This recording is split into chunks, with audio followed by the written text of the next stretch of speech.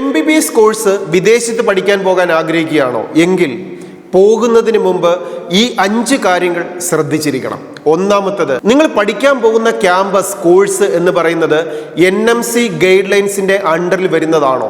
National medical കൗൺസിലിന്റെ guide line അനുസരിച്ച് MBBS എന്നൊരു കോഴ്സ് 4 വർഷത്തെ കോഴ്സായും 1 വർഷത്തെ ഇന്റേൺഷിപ്പായും 5.5 വർഷം കംപ്ലീറ്റ് ചെയ്യുന്ന രീതിയിലുള്ള ഒരു കോഴ്സ് ആയിരിക്കണം ഏത് കൺട്രിയിൽ പഠിച്ചാലും നമ്മൾ പഠിക്കേണ്ടി വരിക.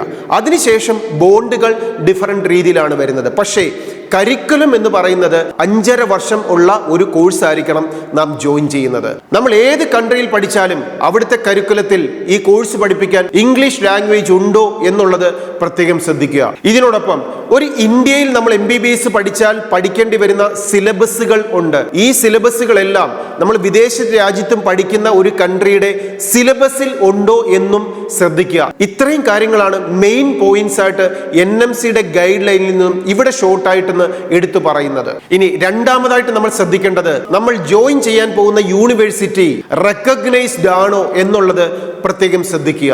മൂന്നാമത്തത്, ഏത് കൺട്രിയിലാണോ നമ്മൾ MBBS പഠിക്കാൻ പോകുന്നത് ഈ കോഴ്സ് കംപ്ലീറ്റ് ചെയ്ത് കഴിഞ്ഞാൽ തിരിച്ച് നമുക്ക് ഇന്ത്യയിൽ വന്ന് ഒരു ജോലി ചെയ്യണമെങ്കിൽ ആ ക്വാളിഫിക്കേഷൻ കൊണ്ട് ഇവിടുത്തെ FMG എക്സാമിനേഷൻ എഴുതാനുള്ള എലിജിബിലിറ്റി ലഭിക്കുമോ?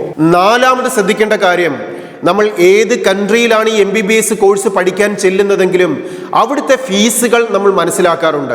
പക്ഷേ ആ ഫീസിനേക്കാട്ടിലുപരി ഈ കോഴ്സ് പഠിക്കാൻ അവിടെ ഒരു സ്കോളർഷിപ്പ് കിട്ടാനുള്ള സാധ്യതകൾ നമുക്കുണ്ടോ? വിവിധ രീതിയിലുള്ള സ്കോളർഷിപ്പ് MBBS പഠിക്കാൻ ഓരോ കൺട്രിയും അല്ലെങ്കിൽ ഓരോ യൂണിവേഴ്സിറ്റിയും പ്രൊവൈഡ് ചെയ്യുന്നുണ്ട്.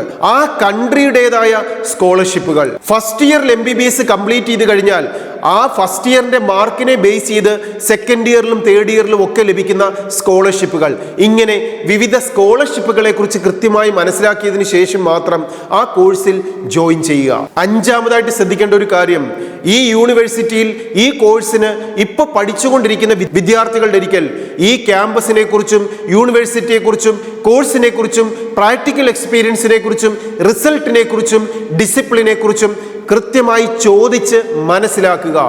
ഞാൻ ഏതെങ്കിലും ഒരു രാജ്യത്ത് പോകുമ്പോൾ ഒരു ഏജന്റ് പറയുന്നത് കേട്ടിട്ട് മാത്രം പോകാതിരിക്കുക. ഒരു കരിയർ ടാർഗറ്റ് ചെയ്തിട്ട് നമ്മുടെ പഠനം മികച്ചതാക്കാൻ എവിടെ പഠിച്ചാലും തട്ടിപ്പിൽ പെടാതിരിക്കാൻ അവിടെ വേണ്ടത് അലേർട്ടാണ്.